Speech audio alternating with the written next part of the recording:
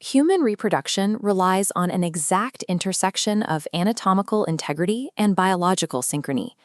Multiple distinct organ systems must communicate with precise chemical timing. The pacemaker governing this timing is the hypothalamic pituitary ovarian, or HPO, axis.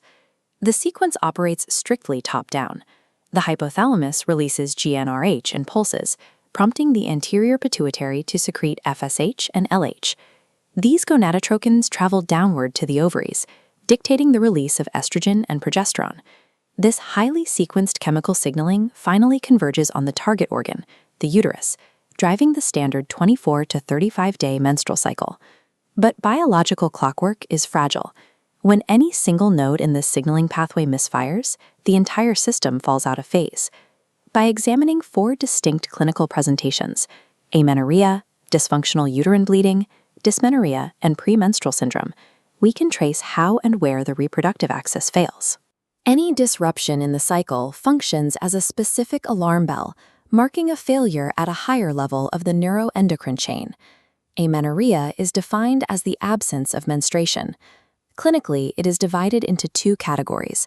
Primary amenorrhea is the failure of menstruation to begin by age 14 or 16, depending on the presence of secondary sexual characteristics. Secondary amenorrhea is the cessation of a previously normal cycle for a period of at least 6 months.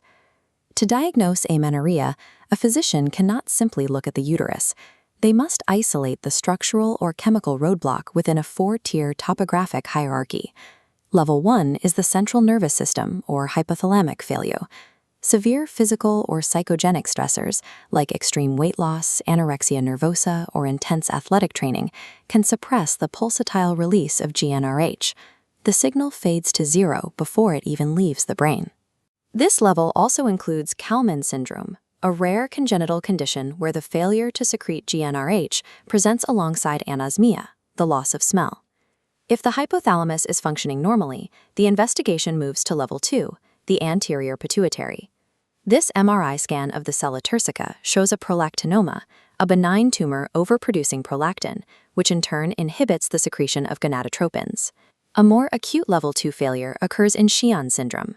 Following massive postpartum hemorrhage, a sudden loss of blood flow causes ischemic necrosis. The pituitary tissue rapidly dies, permanently halting its hormone production. Level 3 involves ovarian pathology. The brain's signals arrive perfectly, but the ovaries cannot respond due to agenesis, premature failure, or polycystic ovary syndrome.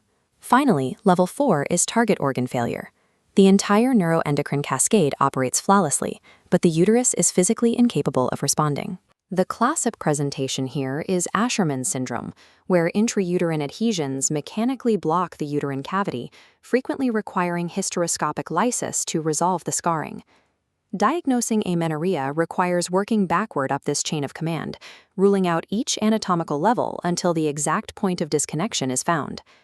Dysfunctional uterine bleeding, or DUB, is strictly a diagnosis of exclusion.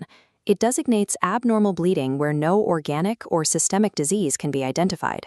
It predominantly strikes at the extremes of reproductive life, during puberty when the endocrine axis is still immature, and during the climacteric phase as ovarian function naturally declines. The primary pathophysiological engine driving DUB is the anovulatory or monophasic cycle. This graph illustrates the underlying hormonal mechanism. The estrogen line lines and sustains a high plateau, while the progesterone line flatlines completely at 0. The endometrium is subjected to continuous estrogen exposure without any counter-regulatory action. Macroscopically, this unchecked estrogen stimulation causes severe irregular hyperplasia. The endometrial lining thickens dramatically, supported only by fragile vessels and sparse connective tissue. Without progesterone to provide structural support, random drops in estrogen cause this overgrown lining to collapse. It sheds asynchronously, resulting in prolonged and heavy bleeding. This asynchronous shedding manifests in highly specific patterns, requiring exact clinical terminology to classify the bleeding. Menorrhagia describes bleeding that occurs at normal intervals but is prolonged in duration. Metrorrhagia defines bleeding that occurs at completely irregular chronological intervals. Hypermenorrhagia is defined strictly by volume. crossing the pathological threshold of greater than 80 milliliters of blood loss. Dysfunctional uterine bleeding is the chaotic, mechanical consequence of a biological engine running entirely on its accelerator, estrogen, without its required chemical brake. We turn now to dysmenorrhea, the most statistically common gynecological symptom, affecting roughly 50% of reproductive age women. Clinical diagnosis requires drawing a strict boundary between primary and secondary dysmenorrhea. Secondary dysmenorrhea appears later in life, driven by distinct organic diseases like endometriosis. Primary dysmenorrhea, however, presents within the first few years of menarche and features no underlying pelvic pathology. The pain of primary dysmenorrhea originates deep within the myometrium during the late secretory phase. Zooming into the uterine wall, we observe smooth muscle fibers contracting violently, surrounded by a flood of chemical signaling molecules. The catalyst for this is the natural drop in progesterone levels. This sudden hormonal shift triggers the endometrium to overproduce prostaglandins. These prostaglandins act as potent, localized inflammatory agents.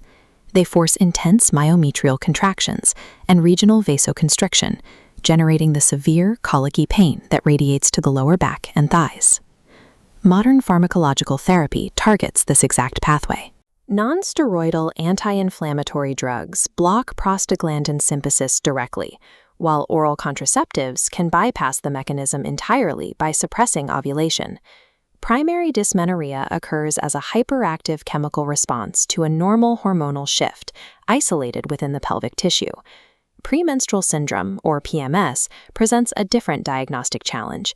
It is a complex cluster of somatic and psychological symptoms rigidly tied to the biological calendar. The absolute diagnostic criteria rely on mapping these symptoms over time. As this chart shows, the wave of symptom intensity must peak exclusively during the secretory phase of the menstrual cycle. Crucially, there must be a symptom-free interval. The moment the timeline crosses into the menstruation phase, the symptoms must drop precipitously to absolute zero. The pathogenesis of PMS remains ambiguous. It is not driven by a simple excess or deficiency of estrogen and progesterone. The leading scientific theory points to neurochemistry. Standard hormonal fluctuations appear to indirectly destabilize the activity of the serotonin neurotransmitter within the brain.